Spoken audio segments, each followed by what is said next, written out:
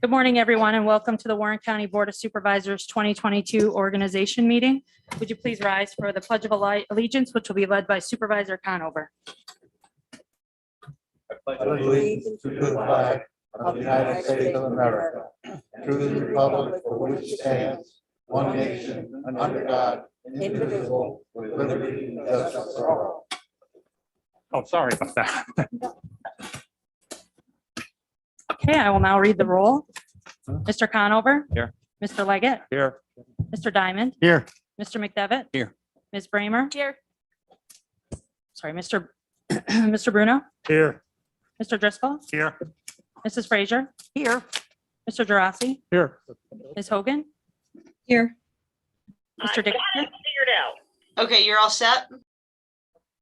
Mr. Dickinson. Here. Mr. Merlino. Here. Mr. Stroud. Here. Mr. Wild. Here. Mr. Beatty. Here. Mr. McGowan. Here. Ms. Seeper. Here. Mr. Thomas. Here. Ms. Runyon. Here. Mr. Garrity. Here. Quorum is established.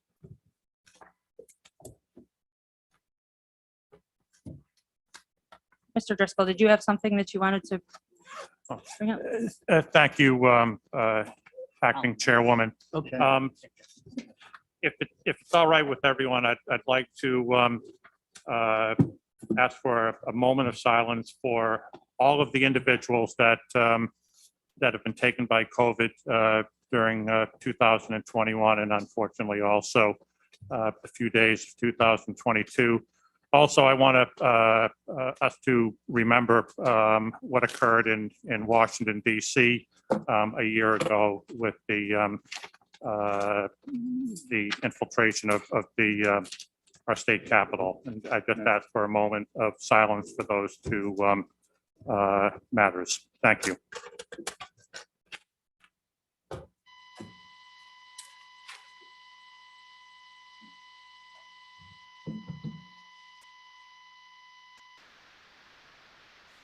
Okay. Our first order of business is going to be the swearing in of members of the Board of Supervisors beginning a new term of office in 2022. Our county clerk traditionally administers the constitutional oath, but as she could not be with us today, I'm pleased to welcome and introduce the Honorable Martin Affordew, one of our esteemed Warren County Supreme Court judges, who has agreed to stand in. Your Honor, I turn the floor over to you. Good morning, all, and Happy New Year. Happy morning. Morning. If I could ask all newly elected and newly re-elected supervisors to stand and raise your right hand. Repeat after me. I Claudia. do solemnly swear Do solemnly swear that I will support the Constitution of the United States that I will support the Constitution of the United States and the Constitution of the State of New York, And and the Constitution of the State of New York, that I will faithfully discharge and I will faithfully discharge the duties required as a member the duties required as a member of the Warren County Board of Supervisors of the Warren County Board of Supervisors according to the best of my ability. according to the best of my abilities. Congratulations. Congratulations.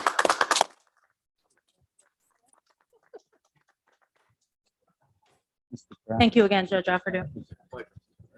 Next will be the selection of a board chair for 2022. Any board member may be nominated for the chair. A second to a nomination is not required. Any person nominated may decline the nomination if they so choose. The floor is now open to nominations for chair. Mr. Conover? Thank you. Thank you, Amanda. It is my great honor to nominate Kevin Garrity for Chair of the Warren County Board of Supervisors. I've had the privilege of working with Kevin for the past 12 years. Hard to believe it's been that, but it has. This starts our 13th year. 4 of those years as Deputy Chair of this board. During that time, he has served the taxpayers of Warren County with distinction. 4 years as Chair of the board. Kevin also served as County Administrator. He was also Budget Officer during a very difficult economic period. He's also served as Chair of a number of our leading committees. Kevin has a deep appreciation for home rule. He does not think like some in terms of up county or down county. He thinks in terms of one county, Warren County. He has been active, as everyone knows, across the board, from intergovernment to the AATV, Association of Towns, the Local Government Review Board. There's hardly an issue that has transpired over the last decade and a half that Kevin Garrity hasn't been intimately involved with. When we needed someone, no matter what the situation, Kevin was there. To me, Kevin is a true leader. I think these accomplishments and so many more, I think they speak for themselves. And it is my very, very high honor to place his name in nomination for chair of the Warren County Board of Supervisors. Thank you. Okay, I have one nomination for Supervisor Garrity. Are there any other nominations? Supervisor Bramer? Thank you so much, Amanda. Good morning, everyone, and Happy New Year. The first thing that I would like to do is to welcome to Warren County Board of Supervisors the new mayor of Glens Falls, Bill Collins.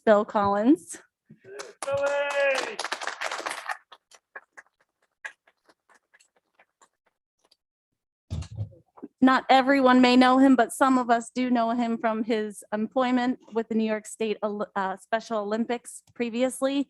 And we're so happy to have him serving in Glens Falls now. Welcome, Billy.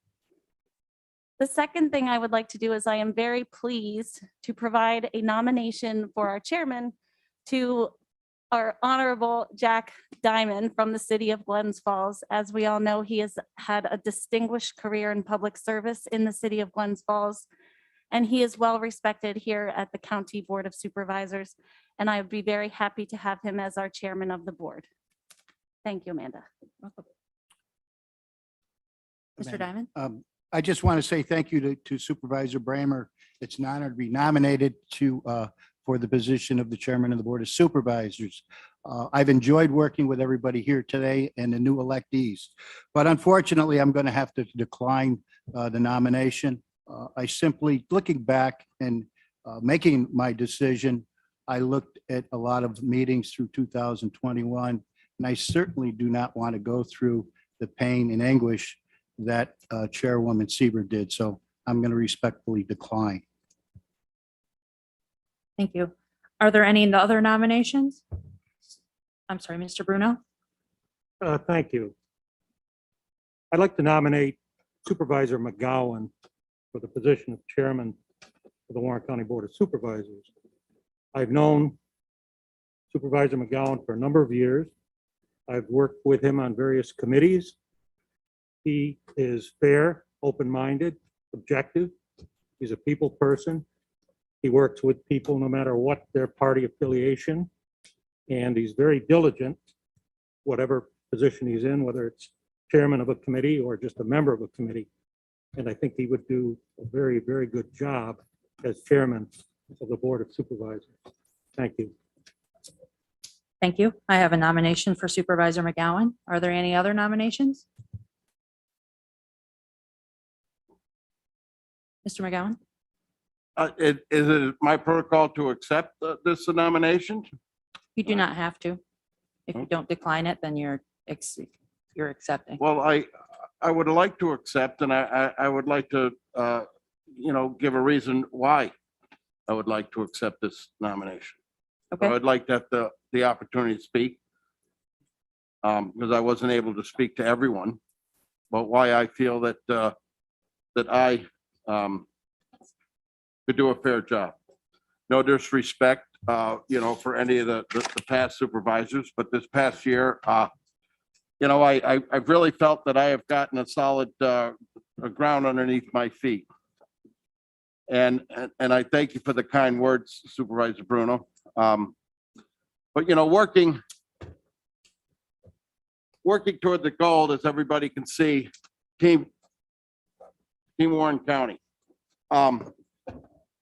Really, this past year has been an honor for me because it really showed me how important it is to unite and to work together.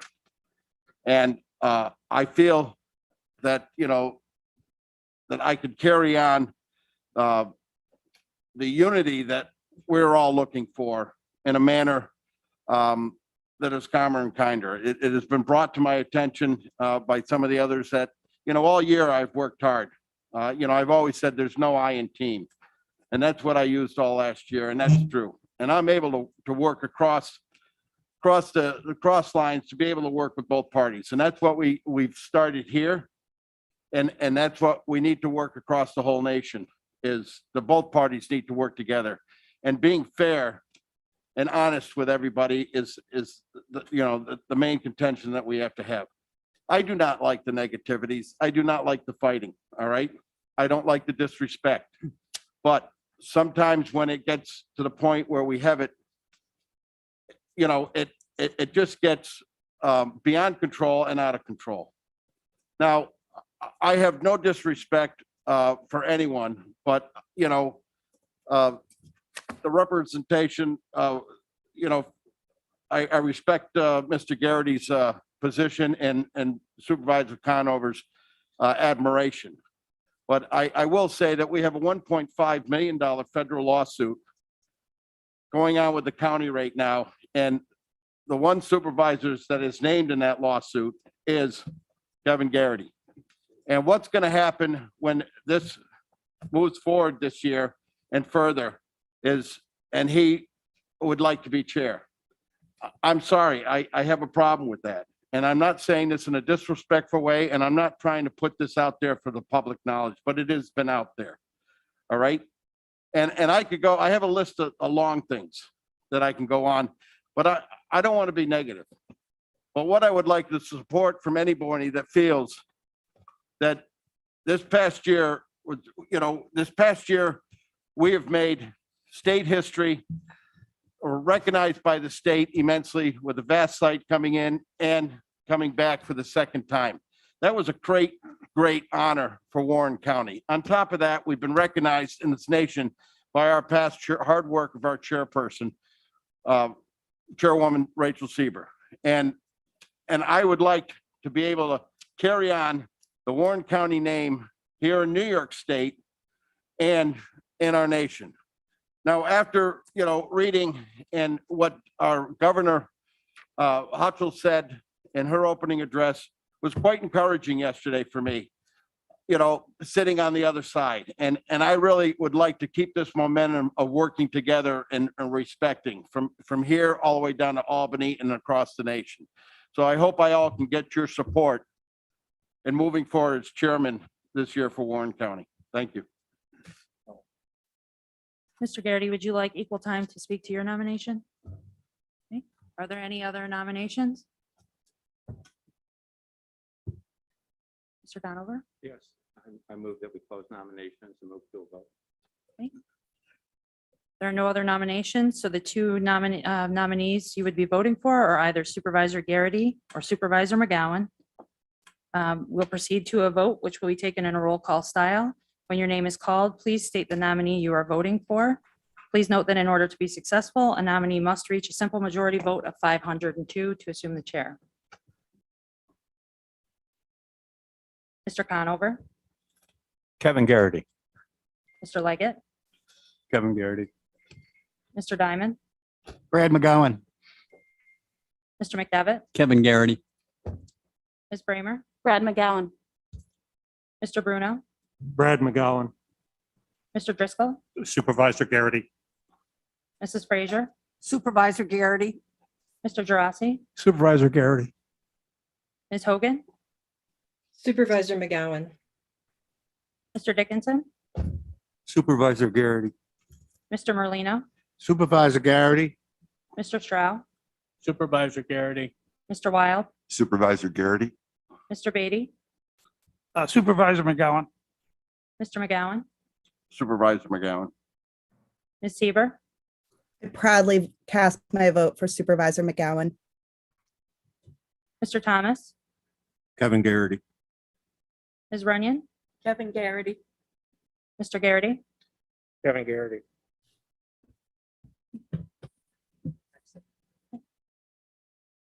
right? We have a vote of 578 in favor of Supervisor Garrity and 424 in favor of Supervisor McGowan. Supervisor Garrity, you have won the chair. Would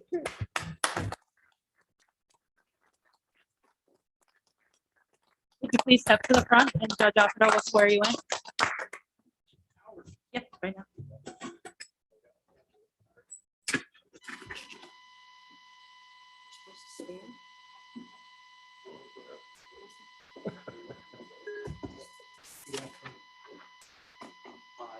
I, Kevin Garrity, do solemnly swear that I will support the Constitution of the United States, that I will support the Constitution of the United States, the Constitution of the State of New York, the Constitution of the State of New York, that I will faithfully discharge the duties as required as the Chair of the Board of Supervisors, according to the best of my ability. Congratulations.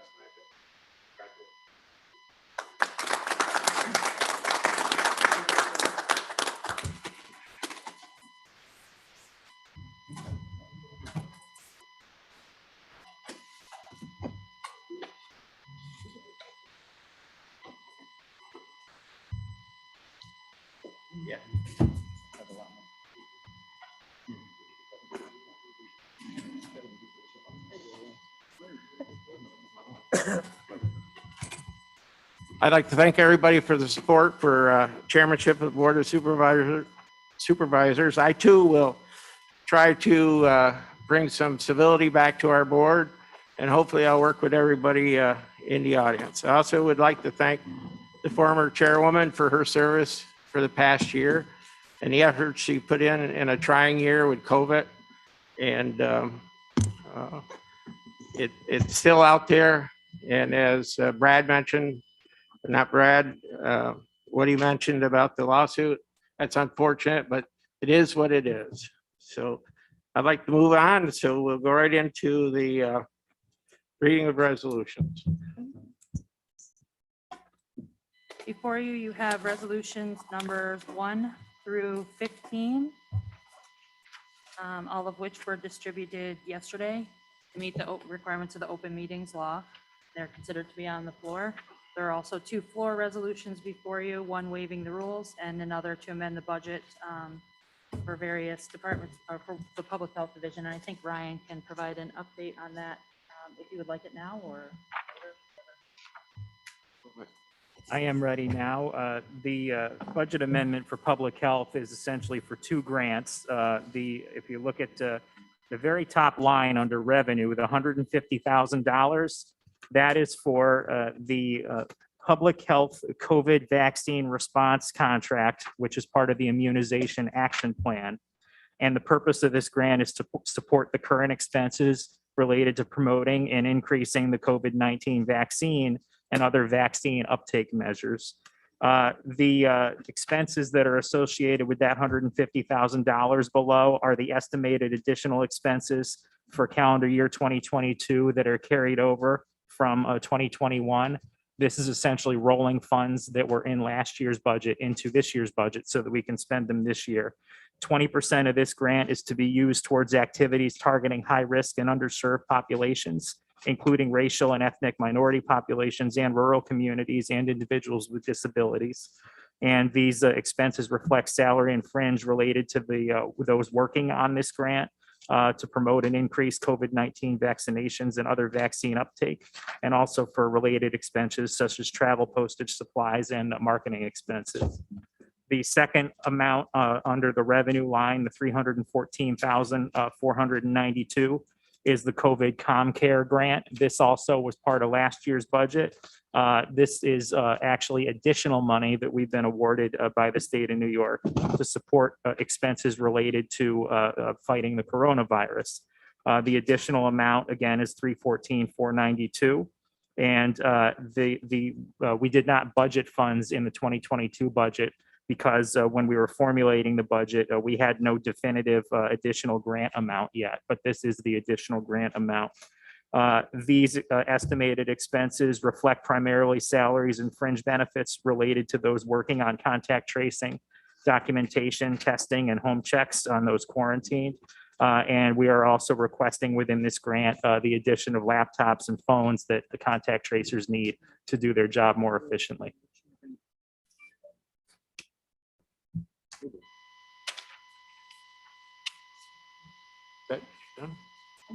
So in order to entertain these, we'll need first the motion to waive the rules. That'll be floor resolution number 1. A motion by Supervisor McDevitt, second by Supervisor Conover. Any further discussion? All those in favor signify by saying aye. Aye. Opposed? Carried. Okay, the resolution waiving the rules will now be resolution number 16. And there's the actual floor resolution. You'll need a motion to bring that to the floor as well. Motion to bring floor resolution number 2 to the floor.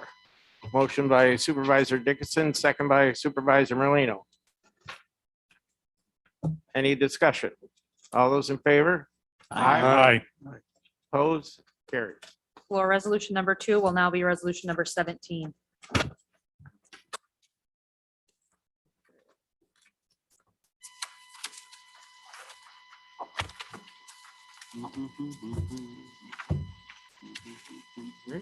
Yep, so now you're on to.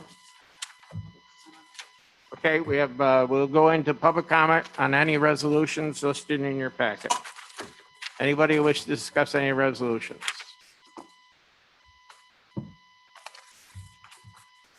Anybody online? I don't see anyone right now. Okay. There's no resolution. No discussion on resolutions? Supervisor Bramer. I'm Supervisor Bramer. I'm sorry. Hmm? Did you have your hand raised? What? Did you call me, Chairman? Yeah, you had your hand up. Yes. Is it time for, Sure. thank you. Discussion on resolution. I do have concerns about resolution number 1, some of the language, and wondering if this is an appropriate time to raise those. This Yeah. regarding the standing rules of the board.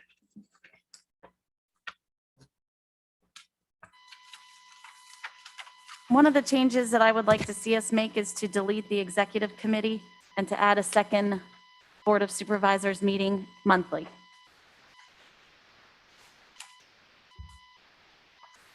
Okay. Any other discussion? Supervisor Diamond. Thank you, Mr. Chairman. Looking at the rules, and I would like to suggest that we recreate the Legislative and Rules Committee. Last year, the committee wasn't an active committee.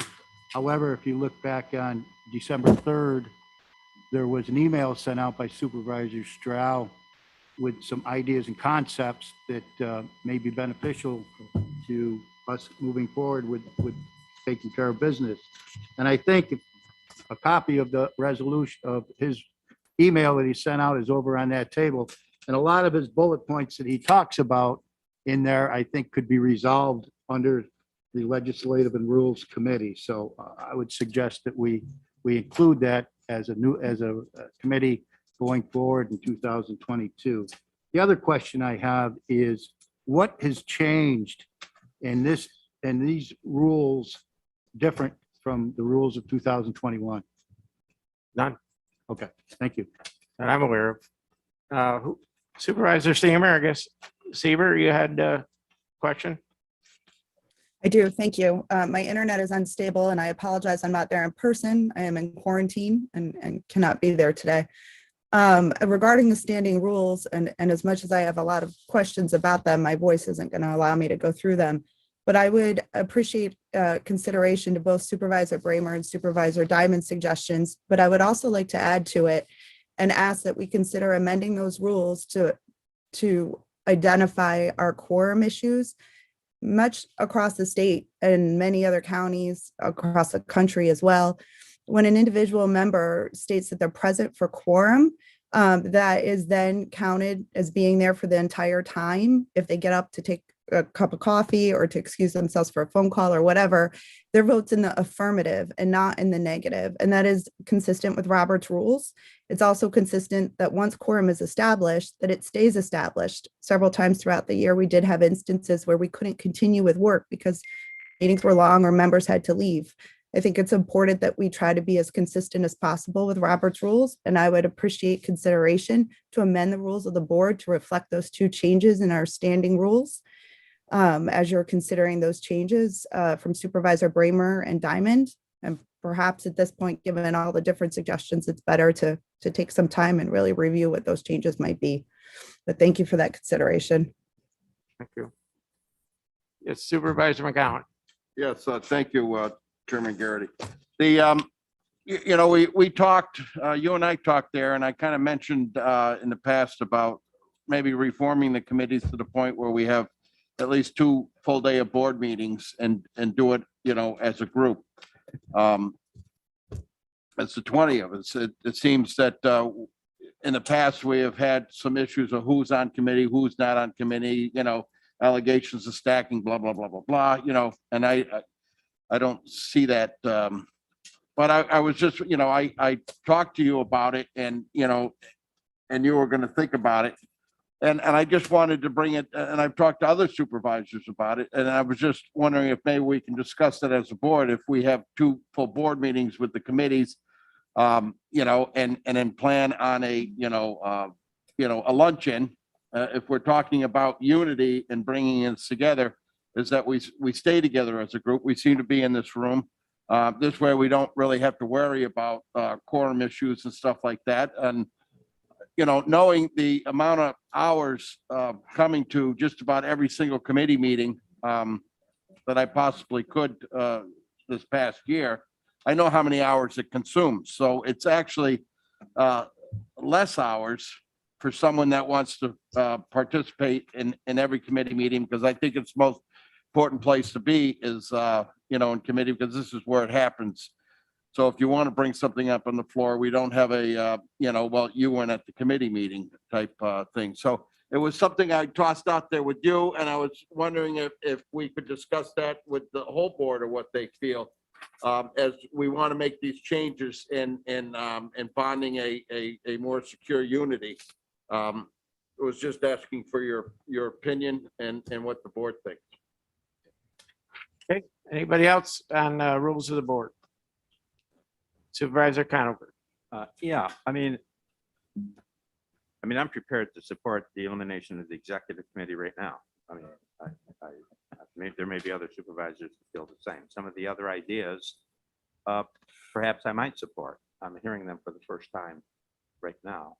I have had a chance to take a look at Supervisor Stroud's thoughtful letter, and I think there's some great things in there as well. So I'm just wondering, in terms of a path forward, whether it would be wise to maintain the rules, send it back to laws and rules, however it's constituted, and to deal with each of these items one by one, as opposed to trying to deal with what could be a couple of dozen items today. I'm just putting that out there as a suggestion. I'm here to serve, I'm here to vote, but some of these may need some discussion and some thought. So I am prepared to support the elimination of the executive committee, although if we adopted the rules today and the sentiment of the board was that we don't need an executive committee, I suppose we wouldn't need to fill it. And then at some future date, we would eliminate it, right? I mean, so I think it could be handled administratively, if you see what I'm saying, Claudia, but I'm trying to find a path forward here. That's all. Thank you. Okay, Supervisor Bramer, you had your hand up. Sure, if that's a motion to refer this to our legislative committee, however that's constituted now, I would second that.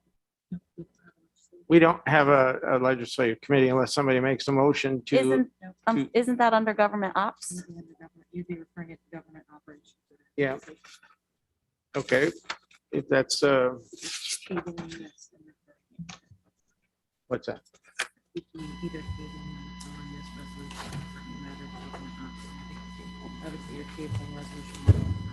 Yes. So is there a motion to table resolution number 1 and refer it to government ops? I'm good. Supervisor Garrity, I've had my hand up for 4 minutes. Okay, very good. Go ahead, Supervisor Hogan. Thank you. I'm making a motion to table resolution 1. Okay. Do we have a second? Second by Supervisor Beatty? Yes? Yeah. Okay. Supervisor Conover. Just Discussion. just a point of reference from either Ryan or the county attorney that absent an adoption of new rules, the existing rules stay in force. Is that correct?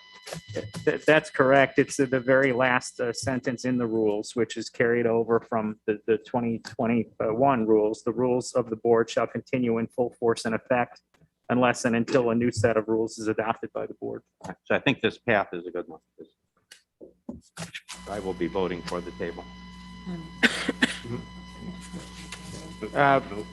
Amanda would like to, okay. I just wanted to note that the current rules that are in effect from 2021 do not reflect the roll call totals that we adopted by local law. So with the board's permission, I will do a clerk's correction for the last resolution to change those numbers. We can note that in the resolution as well, just as a notation on the bottom, just so we're all aware. Those will have to be updated. Okay. So that they're in the. Supervisor Thomas? Yes, question. Do we have a motion on the floor prior to the table? No. The number of suggestions. No, we have suggestions. We don't have any motion. Thank you. Supervisor Seaver?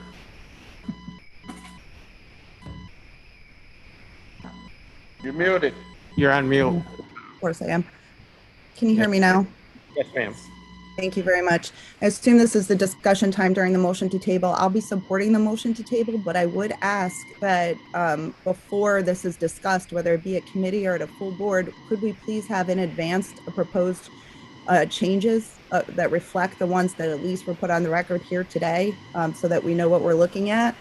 But I also, at the appropriate time, perhaps once this is voted on, I do have a motion or at least a discussion I'd like to bring to the floor regarding the rules of the board. It's not related to the tabling. Okay, I think that would be appropriate to do now. If you have more discussion on rules, please go forward. Okay, you had indicated that, I'm sorry, I don't feel well. I'm trying as hard as I can. You had indicated that nothing had changed in the rules of the board, but I would ask our county attorney to please talk about one significant change. And that change is about the vice chair position. And I am prepared to make a motion today, once this discussion is over, asking that this board please consider nominating and supporting Supervisor McGowan as vice chair of the board. State county law provides us with an opportunity as a full board to make a vote on a vice chair.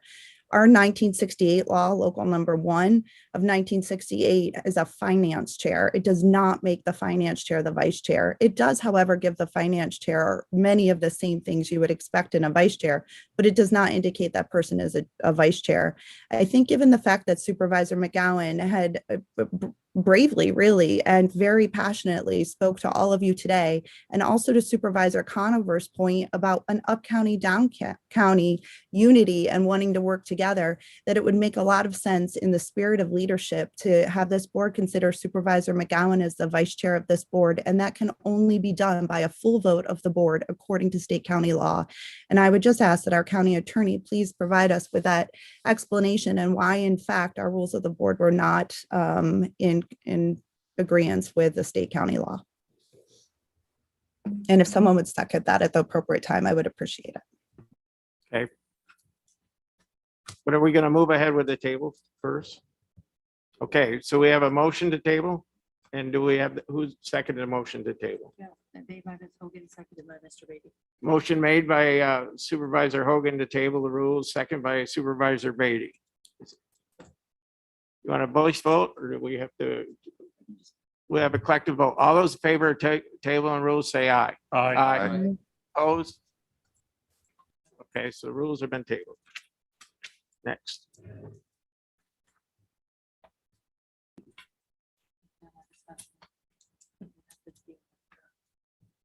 Okay, what about Ms. Seaver's motion to, I'll ask the county attorney to comment on that, because I'm not familiar with what we're talking about. Okay, thank you very much, Chairman.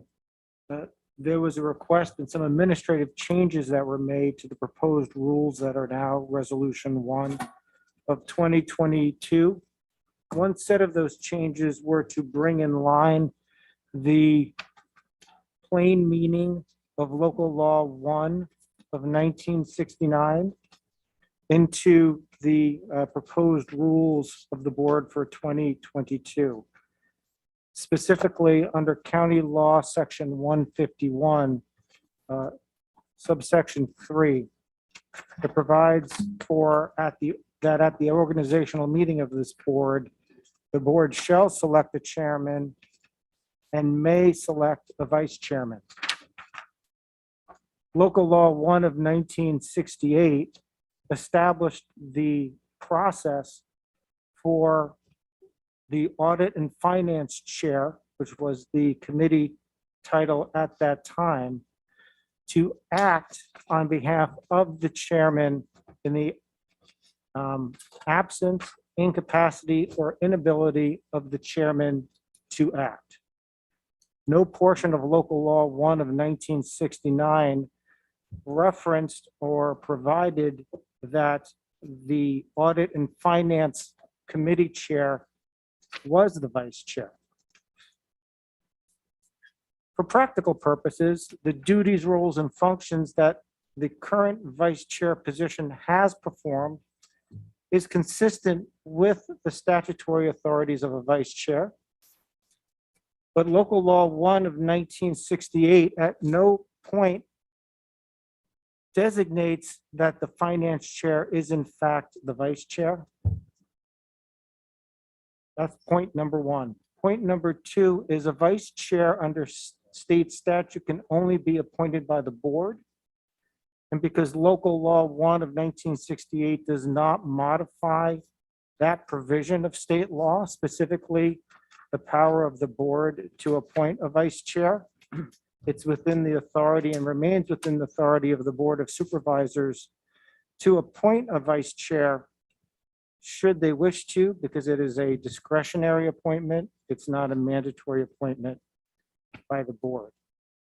So in summary, the Resolution 1 of 2022, which is the proposed rules of the board for the coming year, have had absolutely no impact upon the role of filling a vacancy when the chairman is absent, unavailable, or incapacitated. It just removes the reference to the finance chair serving as the vice chair, because that's not what's provided for by Local Law 1 of 1968 or by County Law 161. Subject to your questions. Supervisor Bergman? Thank you so much. I would be happy to nominate a second that nomination for Mr. McGowan to be our vice chair, although it sounds like the duties are quite limited.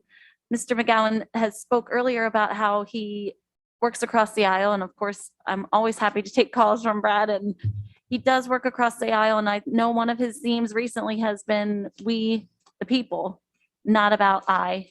And I think it would be really important towards that unity concept and civility to have Supervisor McGowan as our vice chair on the leadership team. Thank you. Supervisor Conover? Yeah, I mean, I think the purpose of sending this back to committee is to deal with any and all issues up into and including this particular issue. I fully understand that there are supervisors here that have certain individuals that perhaps they support in this role. There are other supervisors perhaps that have other ideas, but I think we really do need to see this in black and white in front of us, not just a general conversations like we're having right now. I mean, at some point in time, you will be able to make your motion and your second, and there will be a vote, as there was, apparently, if I'm hearing it correctly, as there was with the chairman. And but to just deal with this off the floor like this, I think is we should just go on with the other issues. We should deal with it, and then we'll have our vote at the appropriate point in time. And that would be my recommendation. And so at the moment, I don't have any particular problem with any other supervisor or anything. I just think there's a time and a place for everything. And I think that needs to be rolled forward with the rules, the rules themselves. I think it needs to have some discussion within the Rules Committee and by those attending the Rules Committee. And I think that's good process. Supervisor Brady, you had your hand up. Yeah, thank you. So we're starting off the new year. We have a new chairman. We find out that we haven't been doing things right as usual. And that the vice chair can be appointed and should be appointed by the board. So I think it's pretty black and white, with all due respect to Mr. Conover. I don't know why we need to have 5 volumes written out on this. We heard from the county attorney stating that we can go forward with this, and that's the proper sequence. So I'm prepared today to vote on who should be a vice chairman of this board. And finally, the fact that, you talk about up county, down county, the last 121 years, that's 121 years. Out of that, 101 years have had an up county chairman. Okay, doesn't seem really balanced, of seeing the fact that Glens Falls and Queensbury is 67% of the whole county, and yet they're only 17% of the chair. But in that light, I think this is a perfect opportunity to show some unity and have a Queensbury supervisor be the vice chair. And again, if we need to go back to Rules and Committee just to hear exactly what we just heard from the county attorney again, I think it's kind of silly, to be honest with you. Let's start off the new year doing things correctly and right. And I'm prepared today to vote for a vice chairman. Okay. County Attorney, would you like to weigh in? Thank you. I'm not weighing in. I just wanted to clarify one point so there's no misunderstanding among the board or in the record. It is not my legal opinion that the county has done anything wrong or incorrectly in past years in any way, shape, or form, because the finance chair, since local law 1 of 1968 was enacted, was provided with all the duties, responsibilities, and powers to act as the board chair in the absence, incapacity, or inability of the chairman to act, which is very consistent with vice chair. I think for purposes of shorthand, it's possible the board was using and then included in the rules that term vice chair. But at all times since 1968, the Audit and Finance Committee chair and now the finance chair has been acting properly with the proper authority. I just wanted to make sure that was clear to the board. Okay. Do we have any other people who would like to weigh in? Supervisor Seaver, you had your hand up. Thank you. Again, the state county law 151, we've all seen it. We've talked about it all last year. Everyone who's been chair knows this well, but it says the board at the organization meeting shall select a chairman and may select a vice chairman. And that is why I'm bringing this up at this time. It is not contingent upon the rules of the board. And once again, I believe we have a motion and a second. I would respectfully ask for a roll call on this. I am proud to nominate Supervisor McGowan. He has shared with you his vision and his dedication and his commitment to our county. And given all the comments here today and in light of the new year, I would hope that today we could please vote as afforded to all of us and to our residents in Warren County to select a vice chairman on behalf of the board. Okay. Thank you. Supervisor Conover. Yeah, I mean, if it's a consensus of the board that we have an election today for vice chair, even though it was called discretionary, a discretionary act on our part, and we're not obliged to have to do it. However, if it's the feeling of the board that we should have an election for vice chair, then I think we should have nominations and we should vote.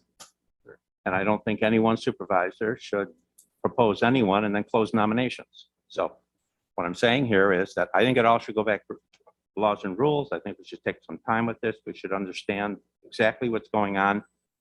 Try to avoid the conflicts like we had with majority and minority leader throughout this year. Take our time. Make sure everybody understands the situation as opposed to try to ram something through today. But if it's the feeling of the board by a straw vote that they want to vote now, then I guess we vote now. We have other comments I need to get to. Supervisor Leggett. Thank you, Chairman Garrity. would we have to waive the rules to bring a resolution like this to the floor? I was gonna ask you. I think we should. I don't see this as a resolution. I believe it's just the same as voting for the chair. There would be nominations and you would take a vote. Yet, if I may, Mr. Yeah. Chairman, none of this was on the organizational meeting agenda, so this is hitting us pretty quickly. And I don't know about others around this table, but I do know that in order to make sound, good decisions, usually a little bit of time is needed. This is happening very quickly. I think it's caught us all off guard. And I would concur with Supervisor Conover. This is something that could be taken up when we discuss all of the rules and not be taken at this point in time. And also for the whole process on what is the process for doing nominations for vice chair? I do not see those laid out in front of us. How do we know that those are being done correctly or with the whole consensus of this board? Thank you. Okay. Supervisor Stroud, you had your hand up, and then Supervisor Dickinson and Supervisor Bringer. I agree with Supervisors Conover and Leggett. And furthermore, there's nothing that mandates that we appoint a vice chair at this time or at any time. So I think that the wisdom being portrayed by Supervisors Leggett and Conover that perhaps we should wait and allow this to go through a due process procedure makes sense to me. Supervisor Dixon. I agree as well. I think we have some issues here that we haven't addressed. And I think we should take the time and address them properly and come back to the board at the appropriate time and do whatever we decide should be done. But I don't think we should appoint anybody today. Okay, and then Supervisor Bringer. Thank you. I appreciate that. As others have already been given multiple opportunities to speak and some haven't yet had any. I do want to say that, yes, there are some opinions on this board of people who don't want to take a vote today, but there is a nomination now in a second, and the board should be afforded an opportunity to vote, and each person can vote how they would like. As to issues, as Mr. Dickinson just said, I would like to ask the county attorney for his opinion with respect to whether or not in the past, these so-called vice chairs who we had were legally paid under county law. Because it's my understanding that is why we did not do a vice chair last year, is because they couldn't be paid. The only thing proper in the county law is for minority and majority leaders to be paid. And in the past, we have let the chairman or chairwoman, well, it didn't happen last year, pick a vice chair. And that wasn't proper. It was supposed to be picked by the county board as a whole. That it? Thank you. Yep. We have Supervisor Hogan and Supervisor Diamond. Thank you, Supervisor Garrity. So just for clarity, before we go to a vote, whether we table this or vote on this, if it doesn't prevail in a vote, does this mean that the chair will not appoint a vice chair until we've had this discussion in committee? I'm unclear what the process is being laid out before us. Okay. All right, Supervisor Diamond. Thank you, Mr. Chairman. I am prepared to vote on this issue today. I think that Supervisor McGowan compliments Supervisor Garrity in a manner that puts Queensberry, Glens Falls, and a vice chair in a good position. My concern is if we send this back to a committee, it may come out of the committee within the next 3 or 4 months. It may not. But I think, though, the opportunity today that is present is the right opportunity. And if there's any other candidates that would like to be considered as vice chair, here's a chance to put your name up and we can vote on that also. So, okay. Thank you. Supervisor Driscoll and then Supervisor Molino. Thank you, Chairman. I just have I'm curious about why the vice chair has always been the chair of the Finance Committee. I'm just curious about that. To my thinking, the person who is the chair, who is worked the hardest, had the most responsibilities this past year, and undoubtedly will this year is the supervisor to my right of the Health Services Committee. That's just been out of this world as far as responsibilities. I'm just curious, as someone who's worked with this board for 36 years, going back to Hammond Robinson from Queensbury, a Queensbury supervisor. I've never understood exactly why the chair of finance is the premier position on this board. I'm just curious about that. Okay. Did you want to comment on that? If you'd like me to. Sure. Measure Moore. I'll do my best on that question. If I mess it up, I got Larry sitting next to me. But the answer to that question is the Board of Supervisors in 1968 passed a local law that laid out the authority of the chairmanship. And in that local law says, in the case of absence, incapacity, or inability of the chairman to act, it's the piece that the county attorney already read. For any reason, the audit and finance chairman of the board shall perform the functions, powers, and duties of the chairman within the limits of the statute. So what that essentially says is that the Board of Supervisors in 68 established that the authority of the chair would devolve to the finance chair in the event that the chair could not perform his or her duties. So technically speaking, you have had all these years the finance chair performing the role of the vice chair without technically having the titular title of vice chair. And the piece of state law that Larry read from is that the Board of Supervisors at this meeting shall appoint a chair of the board, but may appoint a vice chair of the board.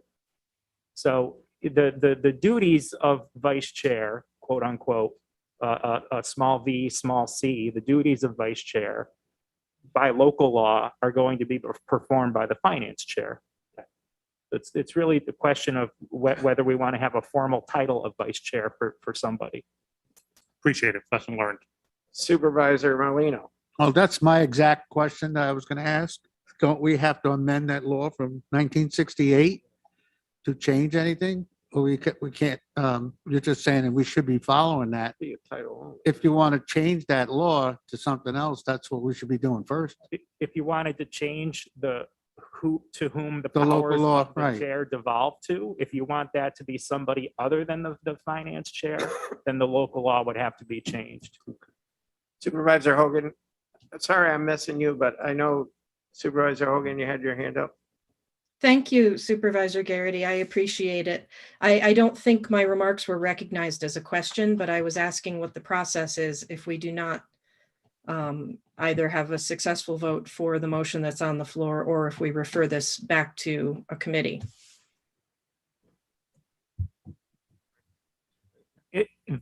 It's really the will of the board.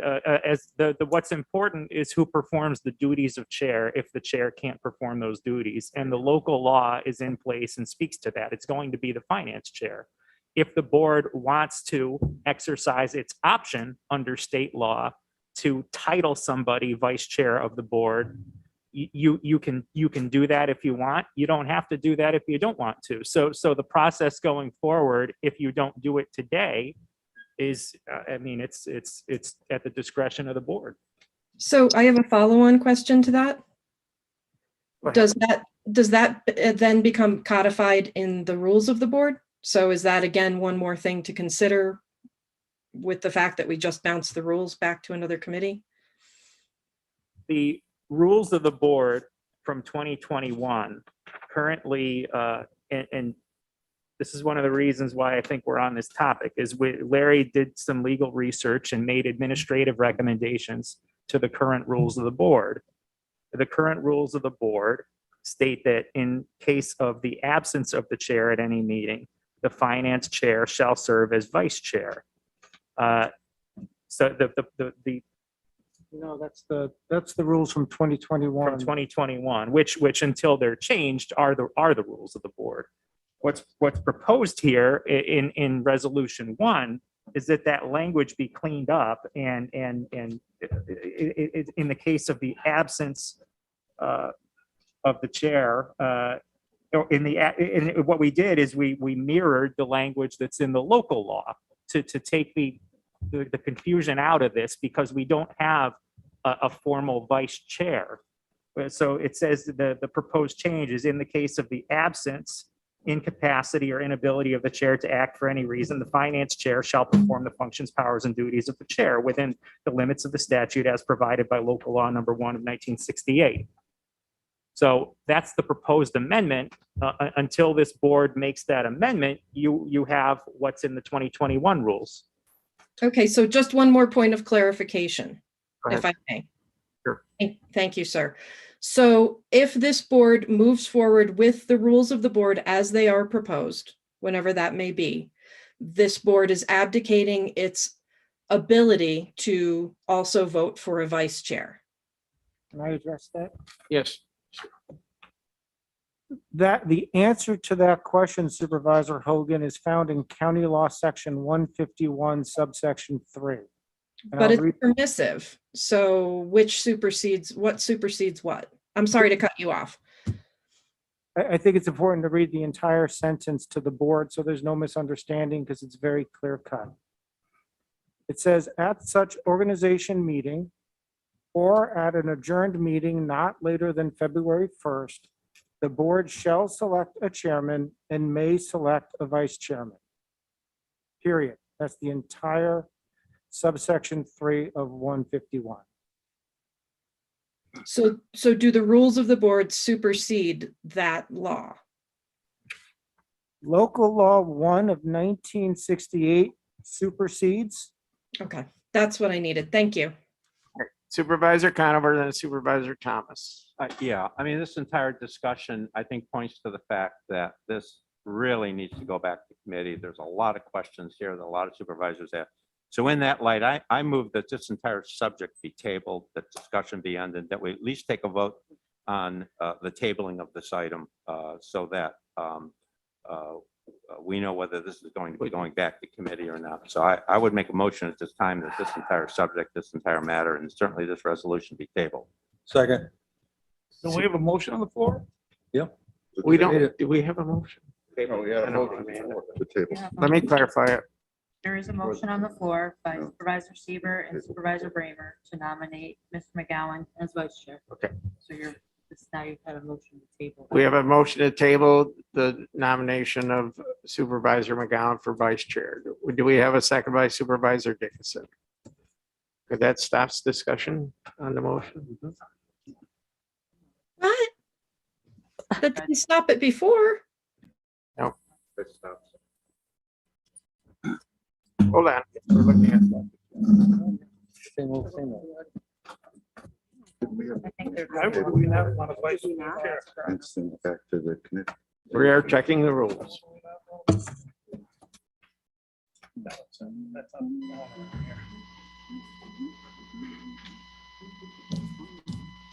I don't have that time.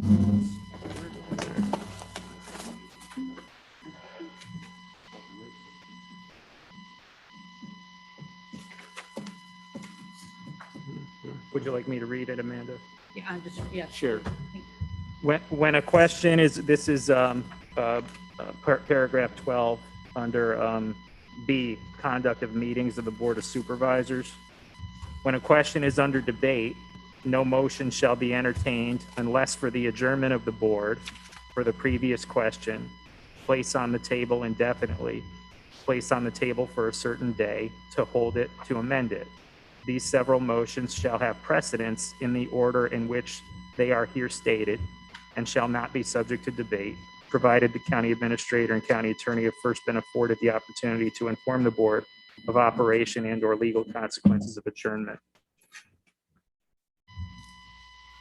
So it's clear as mud.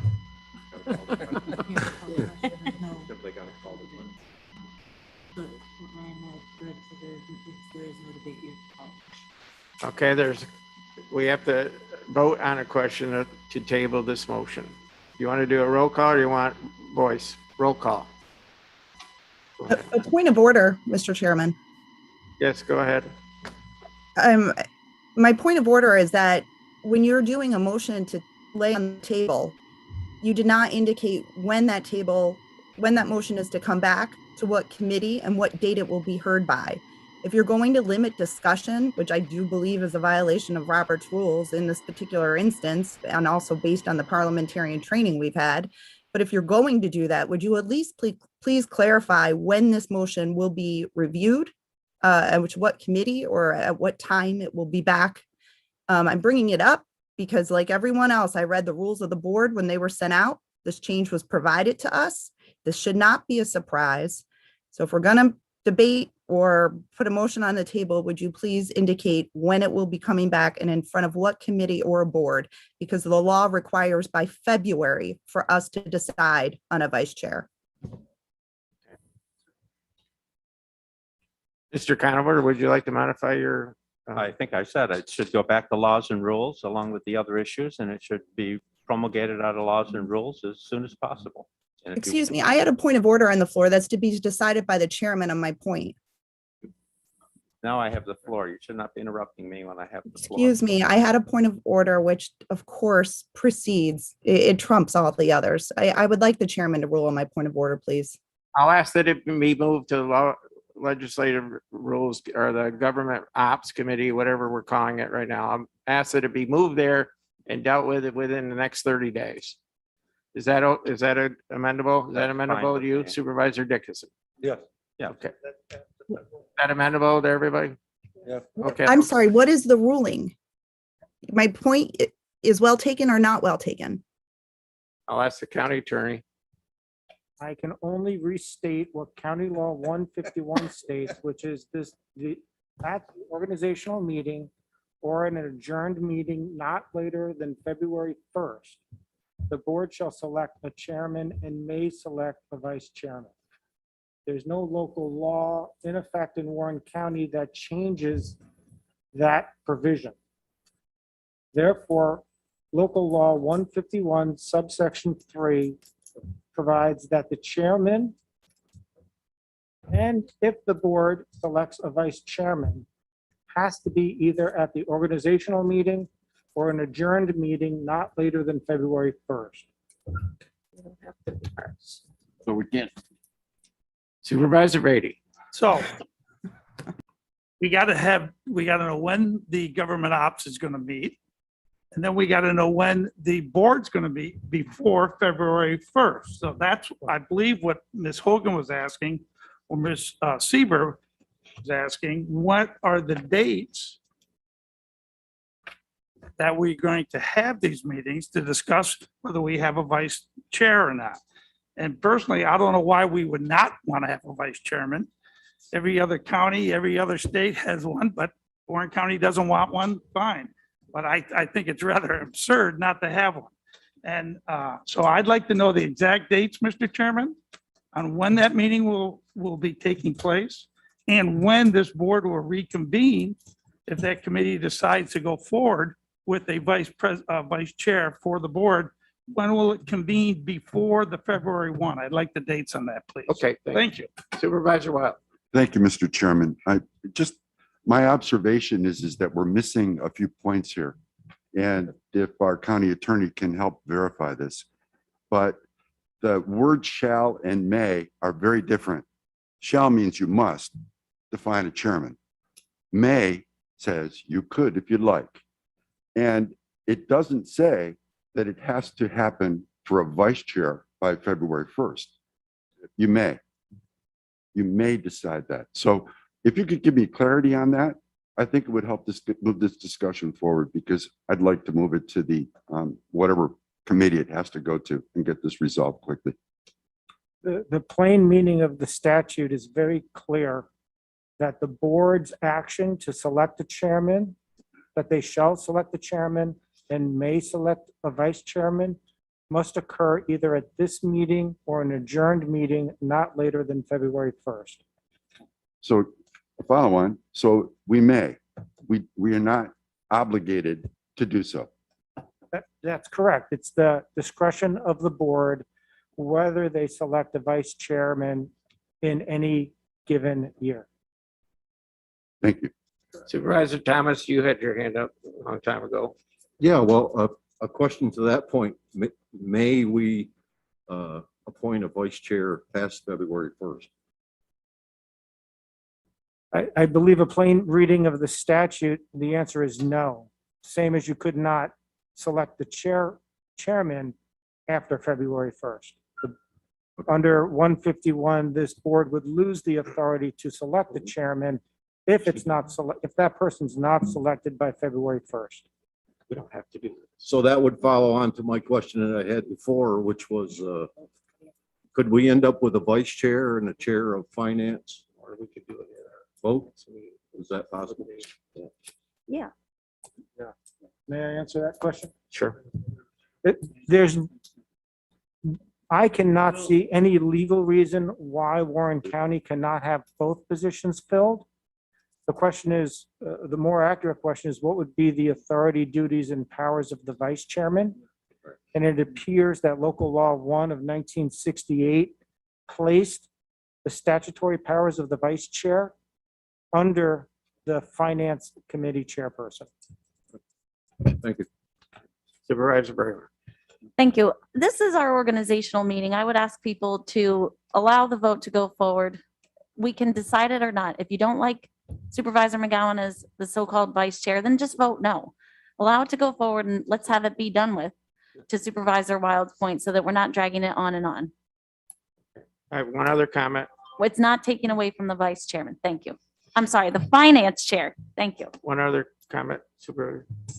This board has not decided whether to have a vice chair or not. How can we take a nomination for a vice chair, a person specifically at this point in time, if we have not already said, shall this board have a vice chairman? And as we have heard, a vice chairman, that and $1.59 gets you a cup of coffee at Stewart's, has no power, has no line of succession, has nothing in that. This is a,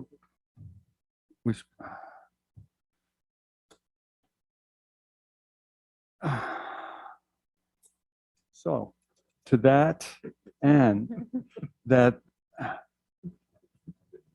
this should be tabled, all for the reason. Look at what we have just done for the past hour here over this.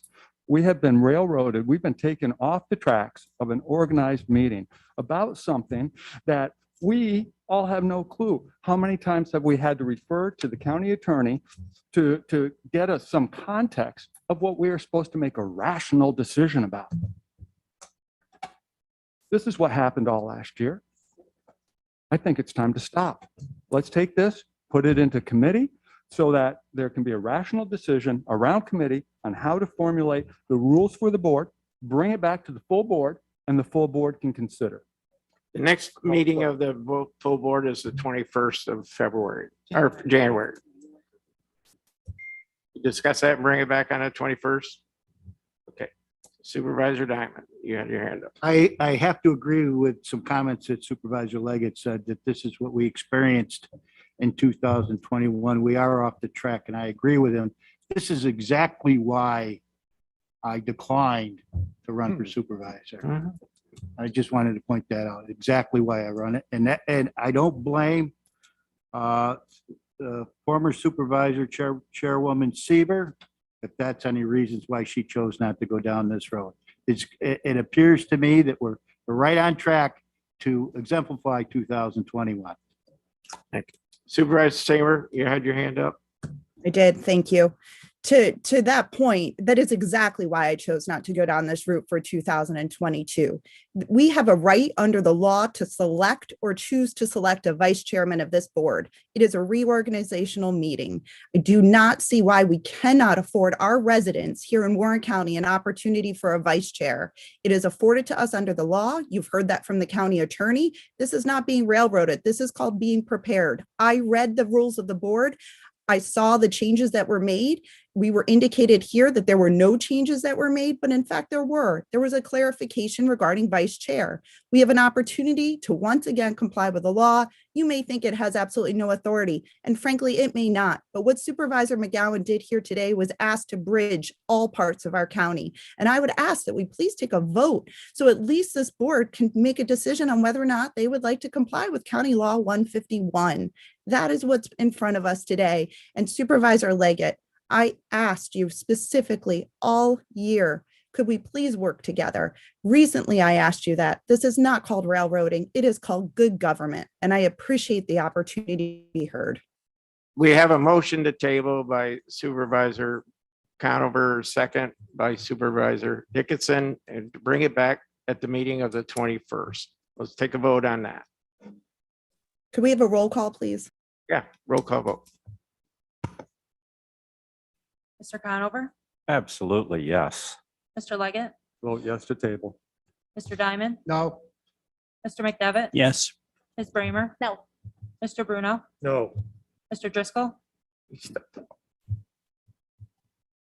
Mrs. Frazier, Yes. Mr. Drossy, Yes. Ms. Hogan, Yes. Mr. Dickinson, Yes. Here we go. Mr. Merlino, Yes. Mr. Stroud, Yeah. Mr. Wild, Yes. Mr. Beatty, Yes. Mr. McGowan, No. Ms. Seaver, No. Mr. Thomas, Yes. Ms. Runyon, No. Yes. Andrea, Kevin Garrity, Yes. Amanda. Amanda, yes. I meant to say no. I apologize. No. Caught me off guard because we're jumping out of order all the time. Yeah, we're supposed to switch. You're jumping me ahead of Mr. McGowan. Motion to table passes, right? Okay, we'll move on. Next. Next resolutions. Motion to adjourn. Any other discussions on the rest of the resolutions in the packet?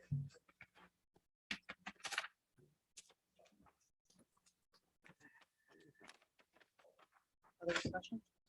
On the resolution? Yeah, I have, Mr. Chairman, thank you. Go I for have an amendment I'd like to advance to resolution number 14. I would propose amending resolution number 14 to delete the section dealing with the chair of the board. This deals with the stipend for the chair of the board. I'm not going to characterize what this is. We all know what this is. And we spent an entire year trying to get the deletion of the other two positions, and now all of a sudden this appears on the resolution. So I propose that we delete the omission or the proposal to eliminate the stipend for the chairman of the board. Thank you. Okay. Any other discussions? We have a second to delete that. Second by Supervisor Leggett. Any other discussions on that? Supervisor Leggett. Thank you, Mr. Chairman. This was brought up among county supervisor discussions, emails on what to do with this months ago. And I had proposed to delete the stipends for majority, minority, and whoever would be the vice chair. You know, that was one of the things that created this whole long discussion we just endured. But it did not include the chairperson of the board. When you see all of the work that our former chairperson did at the board, you know that this is all well earned. A lot of time is spent on that, and I would expect that the current chairperson would also put in all the time necessary that's demanded of a chairperson to run this board effectively. So that does have value. That is why I support the deletion from Resolution 14 of the chair, but to keep intact the deletion of the stipends for the majority and the minority. Because when you look around and you see what each one of us does and how many committees we sit on, and when you do this, in all good conscience and for the people, you put in that time. We signed up for this job. We signed up for this job. And to take on an extra stipend, no matter how busy the committees are. Personnel is a busy committee. Health and Human Services is a very busy committee, and others are as well. So for all equality, I do not think that any one of us at this point in time deserves a stipend above and beyond what we already get for serving the county. Thank you. Supervisor Seaver, you had your hand up. Supervisor Hogan. I'm not sure. Did you call on me or Supervisor Hogan? Supervisor Seaver, they told me you had your hand up or no? Oh, I did. Yes, thank you. I just wasn't sure if Supervisor Hogan was ahead of me. I would ask that the board please consider removing all of these stipends. Last year, I made the same argument even while I was chair, as Supervisor Leggett knows. I don't think this is a waste of time. I don't think that these discussions are discussions that we shouldn't be having. We absolutely should. The law allows us to have a majority and minority. The law also allows us to select a vice chair, and it also allows us budget officer and a chair. If all the stipends were deleted as previously requested and acted upon very quickly after a long string of emails from many members of this board, indicating some, not all, in agreement with Supervisor Leggett, but many also saying that they thought the chair of the board and that stipend should be removed. As he just stated, many committee chairs are very busy, and no matter how busy, we all signed up to take this job.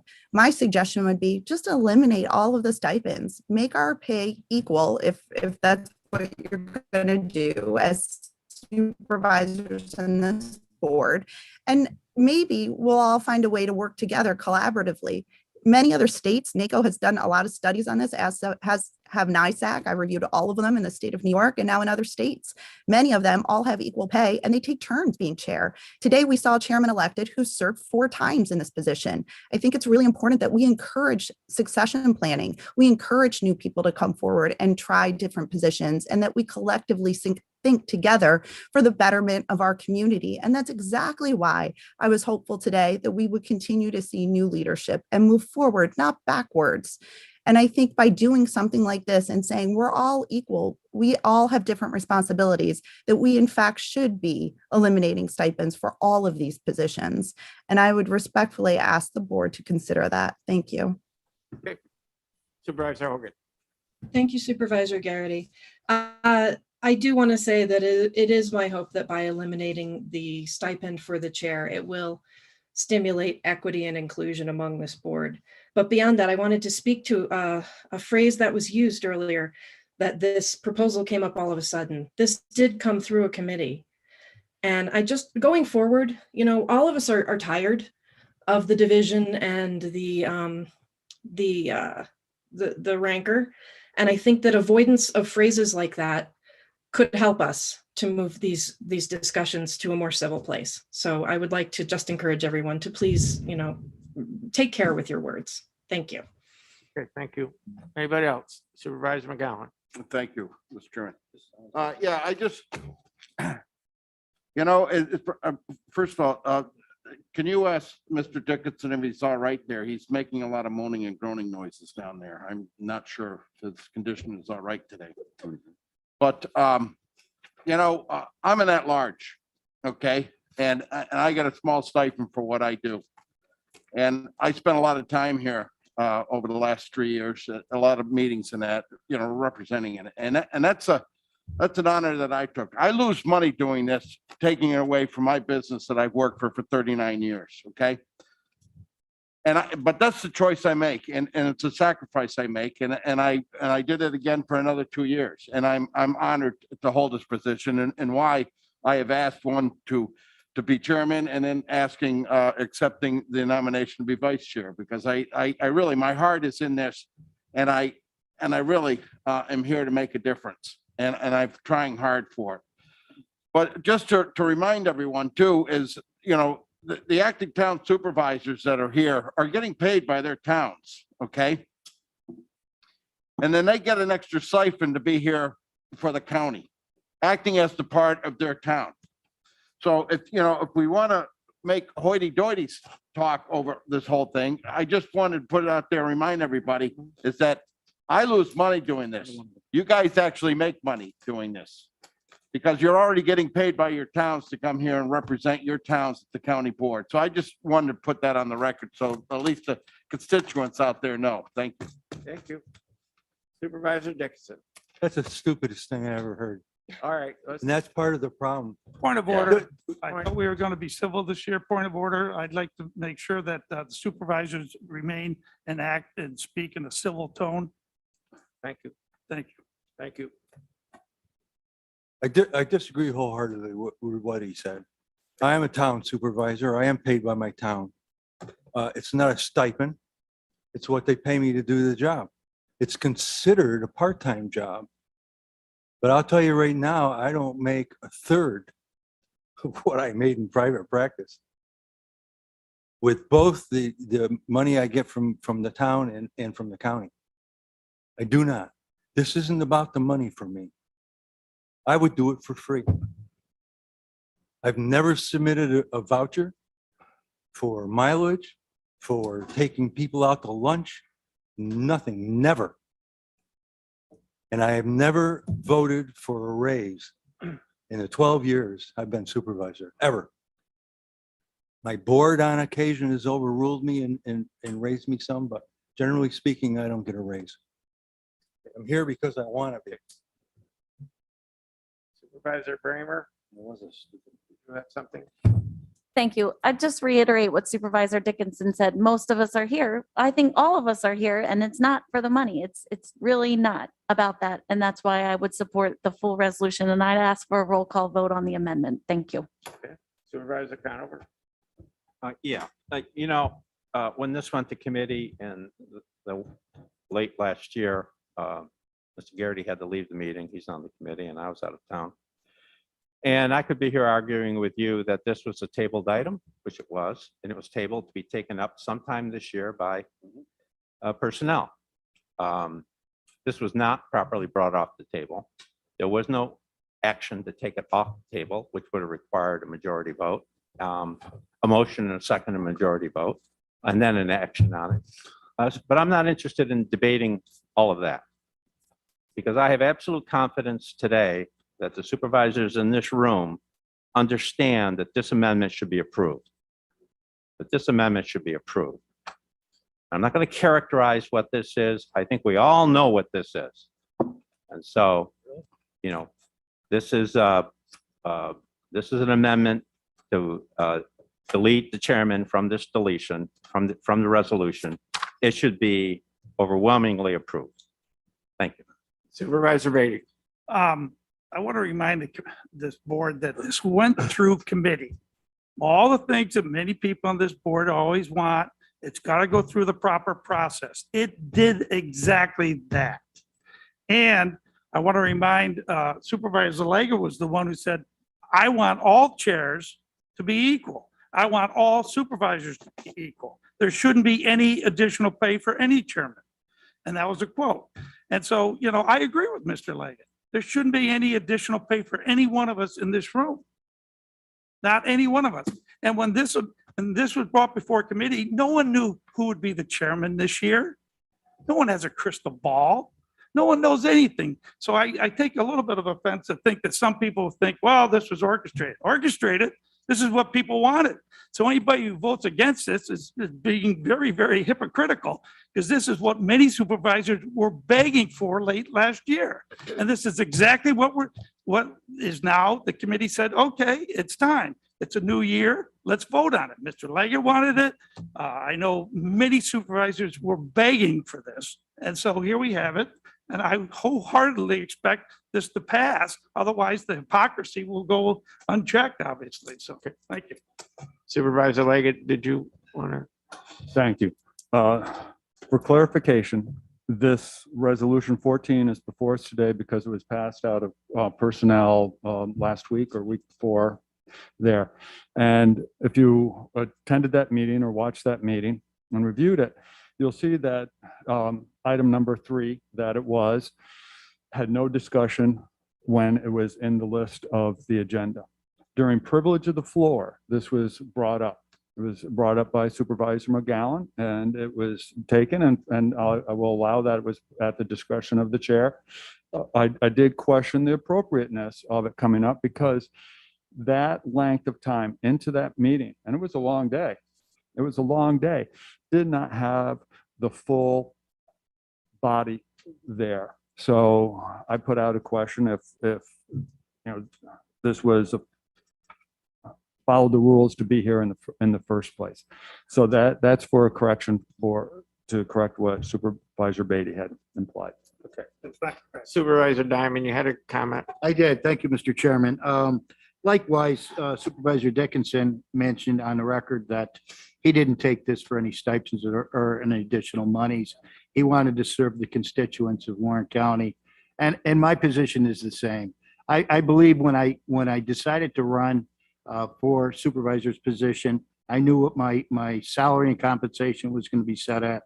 And I was willing to serve at no additional costs, similar to the way the government structure is in the city of Glens Falls. There's no stipends for committee chairs. There's no stipends for vice chairs. They do it at the will for the pleasure of the public. So I'm going to have to say that I do agree that there shouldn't be any additional compensation for stipends. We all know what kind of work we got to do, and we're willing to do that. So, and it gives us an opportunity to save back and give back monies to our constituents. Okay, so let's vote. You want to vote? No. You're the chair. No, I wanted to talk. Claudia, you had your hand up first. You want more to say? Thank you. Just quickly, I want to say for the record that it was on the personnel agenda and I had a quorum. I don't believe I did anything improper by taking it out of order during the meeting. It was a little odd, but I still had 3 members. It wasn't like we had to, bring the chairperson on. So I wanted to make that point for the record. Okay, That it came through committee properly. Thank you. Supervisor McGowan. Yes, thank you, Mr. Chairman. I did attend that meeting and item 3 came up. And the reason why it was brought to discussion is when it was brought up, I was actually thinking in the best way to handle this and how I wanted to bring up, since I do sit on that committee. And by the time I was able to open my mouth, it had quickly moved on. So that was the reason it was brought up in discussion, is that I didn't have I wanted to handle it as delicately as possible and wanted to voice my opinion. But at the particular time, there weren't really enough people there. And I believe it was my suggestion that we hold this over until this year so we could do it as a board or a larger committee. And I believe it was that. And I think Chairwoman Bramer did an excellent job, and that's why it was brought up. I just wanted to clarify that is the reason why. It was not done as a shady thing. I just didn't know how to handle it, and I didn't want a blow up following over into 2022. And that is my whole point of the unity that I'm talking about, and that's why we're talking about it now. Supervisor Hogan, you have the last word. Thank you. Thank you. As I'm sitting here listening to the discussion, I did realize something. And that's that I'm going to abstain actually on this vote. And the reason I'm going to abstain is because as a town supervisor, I do take extra compensation for that role. I get significantly more than my board members. And I feel like it would be inappropriate for me to oppose this amendment. But I'm also saying that with the hope that this administration, as I'm going to call it, has heard what's being said here. That we need better succession planning in order to avoid this kind of conflict year after year. We need more inclusion of all of the supervisors. We all should bear more of the weight of the work. And I think those are important points that have been made today. Thank you. Thank you. Let's vote. Okay, we're voting on the motion to amend resolution number 14 of 2022 to remove the decreasing salary for the chair of the board. Mr. Conover? Yes. Mr. Leggett? Yes. Mr. Diamond? No. Mr. McDevitt? Yes. Ms. Bramer? No. Mr. Bruno? No. Mr. Driscoll? Yes. Mrs. Frazier? Yes. Mr. Drossy? Yes. Ms. Hogan? Abstain. Mr. Dickinson? Yes. Mr. Merlino? Yes. Mr. Stroud? Yes. Mr. Wild? Yes. Mr. Beatty? No. Mr. McGowan? No. Ms. Seaver? No. Mr. Thomas? Yes. Ms. Runyon? Yes. Mr. Garrity? Abstain. The motion to amend Resolution 14 of 2022 passes by a vote of 522 in favor, 380 against, and 98 abstaining. Okay. The resolution is amended. Any other discussion on resolutions, or can we move to vote on them? Seeing none, do I see any on Zoom? Okay, well, let's vote on the rest of the resolutions, please. All right, resolution number 1 is tabled, so there is no vote on that. Resolution number 14, amending tables of organization in Warren County salary and compensation plan for 2022 as amended. Mr. Conover? Yeah. Mr. Leggett? Oh, stepped out. Yes, okay. Mr. Diamond? Yes. Mr. McDevitt? Yes. Ms. Bramer? Yes. Mr. Bruno? Yes. Mr. Driscoll? Yes. Mrs. Frazier? Yes. Mr. Drossy? Yes. Ms. Hogan? Yes. Mr. Dickinson? Yes. Mr. Merlino? Yes. Mr. Stroud? Yes. Mr. Wild? Yes. Mr. Beatty? Yes. Mr. McGowan? Yes. Ms. Seaver? Yes. Mr. Thomas? Yes. Ms. Runyon? Yes. Chairman Garrity? I'll abstain from that. Resolution passes. Okay. Next resolution, Resolution 15. Authorizing appropriation of funds from the general fund unappropriated surplus to the planning budget to cover the cost of a contract with the New York State Office of Information Technology Services. Mr. Conover? Yes. Mr. Leggett? Fill out. Mr. Diamond? Yes. Mr. McDevitt? Yes. Ms. Bramer? Yes. Mr. Bruno? Yes. Mr. Driscoll? Yes. Mrs. Frazier? Yes. Mr. Drossy? Yes. Ms. Hogan? Yes. Mr. Dickinson? Yes. Mr. Merlino? Yes. Mr. Stroud? Yes. Mr. Wild? Yes. Mr. Beatty? Yes. Mr. McGowan? Yes. Ms. Seaver? Yes. Mr. Thomas? Yes. Ms. Runyon? Yes. Chairman Garrity? Yes. Resolution passes. Resolution 17, amending Warren County budget for 2022 for various departments within Warren County. Mr. Conover? Yeah. Mr. Leggett? Wow. Mr. Diamond? Yes. Mr. McDevitt? Yes. Ms. Bramer? Yes. Mr. Bruno? Yes. Mr. Driscoll? Yes. Mrs. Frazier? Yes. Mr. Drossy? Yes. Ms. Hogan? Yes. Mr. Dickinson? Yes. Mr. Merlino? Yes. Mr. Stroud? Yes. Mr. Wild? Yes. Mr. Beatty? Yes. Mr. McGowan? Yes. Ms. Seaver? Yes. Mr. Thomas? Yes. Ms. Runyon? Yes. Chairman Garrity? Yes. Resolution passes. You need a collective on the rest. Motion to approve the others. Those in favor say aye. Aye. Opposed, carried. Anything else coming from the board today? Privilege of the floor. Anybody wish to speak? Mr. Beatty? Yeah, I'd like to, for clarification, and I'd like to ask the county attorney if I may. If our chairman is involved in a lawsuit specifically naming him, what will be the process? Will he automatically have to abstain? Will he have to, what will be the process? I'm very concerned about this. As we all know, we have a $1.5 million lawsuit hanging out there against this county. And with two people specifically named being our chairman and former county attorney, Kassane. And so I'm very concerned on what the process is going to be legality wise, when our chairman is involved with this, what will be the succession plan? Obviously, we don't have a vice chairman, so I don't know the process, so I'd like to have clarification if I could. Thank you. You want to respond? Point of order, if I may. Whatever. Chairman. My request would be that we respectfully go into executive session if we're going to discuss pending litigation. With all due respect to Supervisor Beatty. A motion to go into executive session. Do we have a second? I'll second it. All those in favor? Aye. Aye. Opposed? Okay, we'll go into executive session. I'm opposed. I'm opposed. I'm opposed. I'm opposed. Opposed? We do a roll call. Yeah, we'll do a roll call. Mr. Conover? No, I don't see an executive session being needed here. I think we're asking for a response from the attorney. Let's hear what the attorney has to say. We don't have to delve into the details. Mr. Diamond? Yes. Mr. McDevitt? No. Ms. Bramer? No. Mr. Bruno?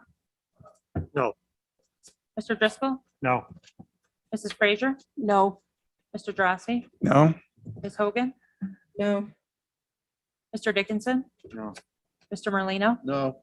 Mr. Stroud? No. Mr. Wild? Abstain? Mr. Beatty? No. Mr. McGowan? No. Ms. Seaver? No.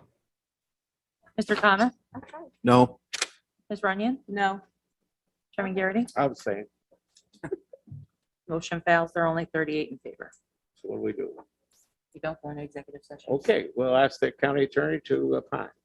I have no opinion on that issue today. It'll be an issue that would be addressed in the future if and when there's a conflict that arises, but I cannot give an opinion on a potential contingency.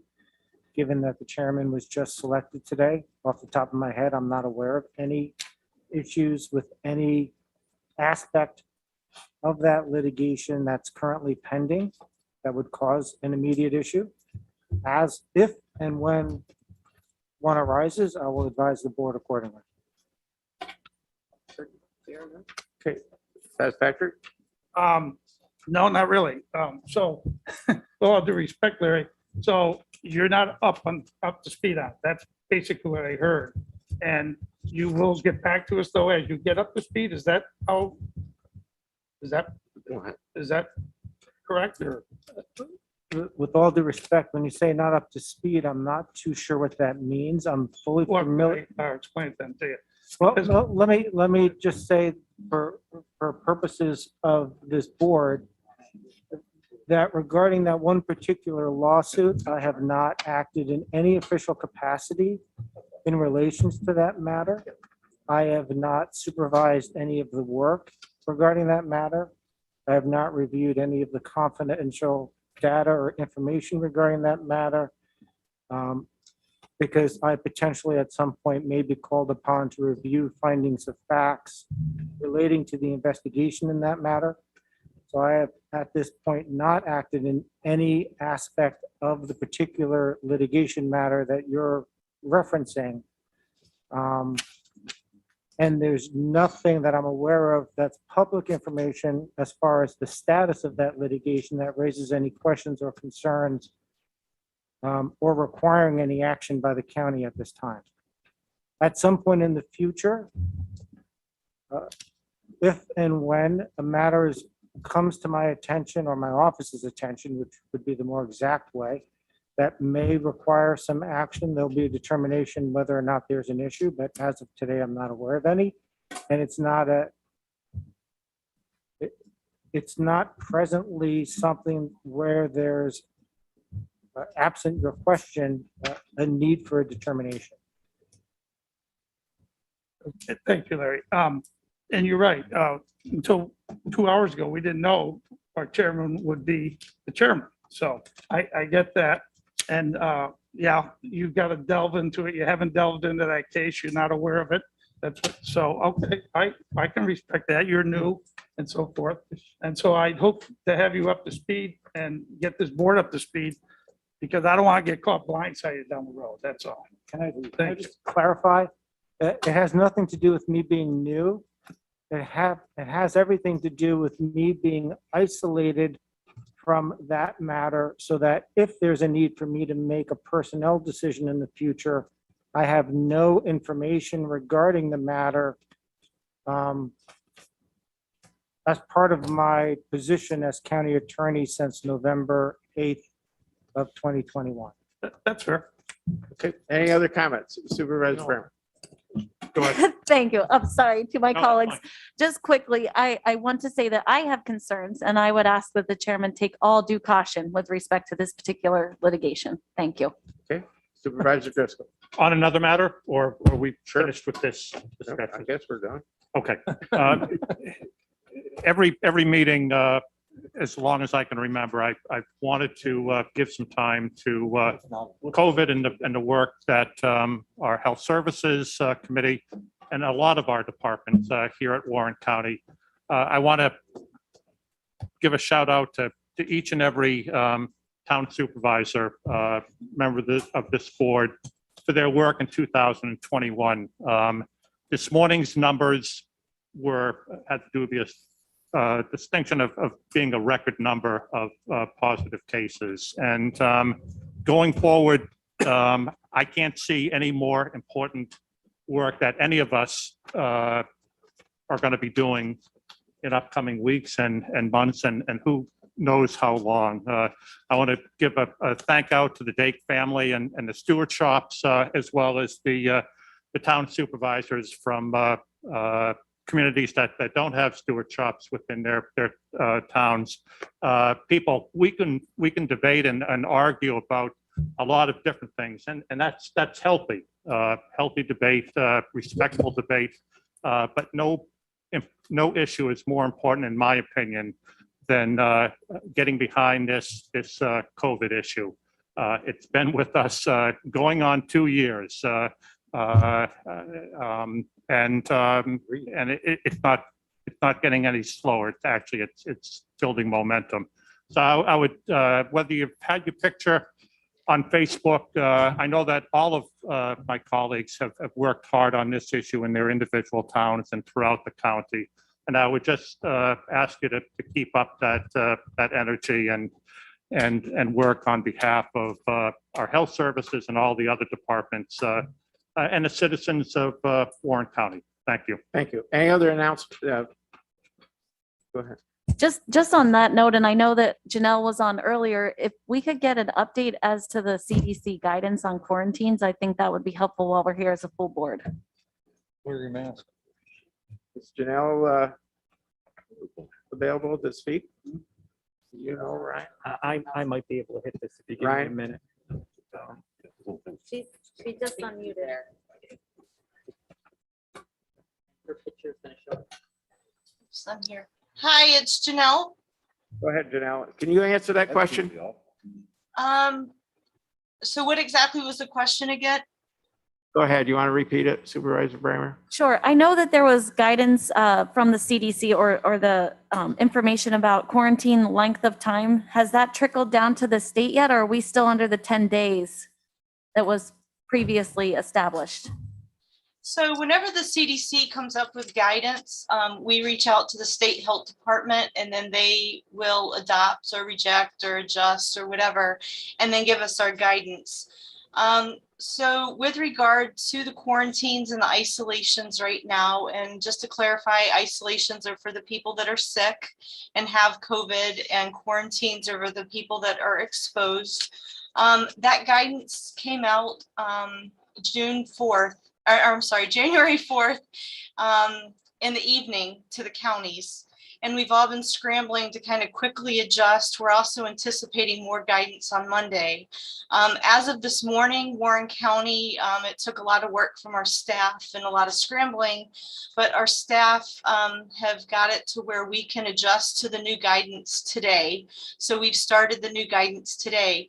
To be crystal clear, even though it appears the quarantine is going from 10 days to 5, it still is 5 days in addition to 5 days wearing a tight fitting mask once out of the quarantine. So you're still potentially infectious for 10 days. That did not change. When you look at our daily numbers, I mean, I am so not proud to be as high as we are in Warren County with our positivity rate. And the fact that we have the mask mandate with the state, the fact that we have the recommendation of the CDC that anybody, whether vaccinated or not, should be wearing a mask indoors. And we have our school guidance that came out in September saying anybody in a school should be wearing a mask. I strongly, strongly advise people that as you're quarantining for the 5 days, when you get out, you need to continue to wear that tight fitting mask for the additional 5 days. So where everybody's saying, is it the 10-day quarantine or the 5-day? It's the 5-day with a mask for an additional 5 days. The second point that I'd like to bring up and to advise the public and the board of is that one significant change in that June 4th guidance, or sorry, January 4th guidance, is that people, the vaccination status, for people that are fully vaccinated, that got vaccinated over 6 months ago, that are eligible for a booster, if they have not received a booster in over 2 weeks from their time of exposure, then they qualify for a quarantine because they're at risk of coming down with COVID. On any given day, we see up to maybe 50% or more of our cases are vaccinated. So it appears that the CDC and the state health department have made that guidance to where if somebody's vaccinated but not boosted that's eligible, they need to quarantine. So that's an important change. And that's something that we need to get out to the community.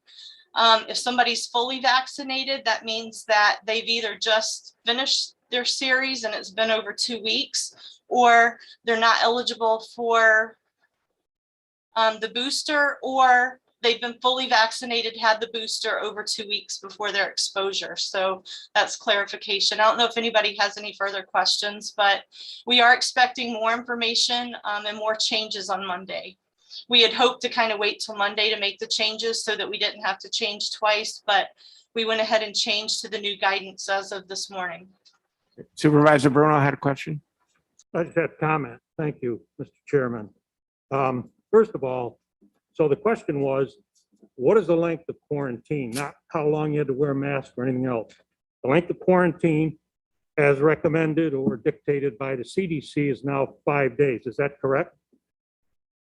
It is recommended by the CDC and the state health department, but there are exceptions to that. For example, if somebody's unable to wear a tight fitting mask, the recommendation is that person would go 10 days. Or if that person had significant health conditions that affected their immune system, they would maybe have to do 10 days versus the 5. Thank you. Okay. Additionally, with respect to masks, I have long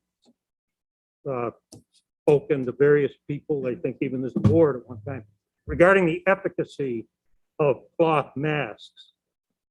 They're of limited, very limited value. The KN95 is a bit of a different quality. Huh? Quality, whatever. That's not the word I was looking for, but thank you. The problem that I have, there is not, to my knowledge, and never has been, a standard for masks. If they wear a cloth mask or K95, this and that, there's not a standard. If there was a lot to the mask, I would imagine the state and the CDC would have a standard. I know working in industry, and I work with a lot of different respirators, et cetera, I could tell you the one that would work, but nobody would want to wear it and nobody would buy it. It's a P100 and it has canisters, blah, blah, blah. And it's a full fit respirator by a medical professional. Check for sealing and that sort of thing.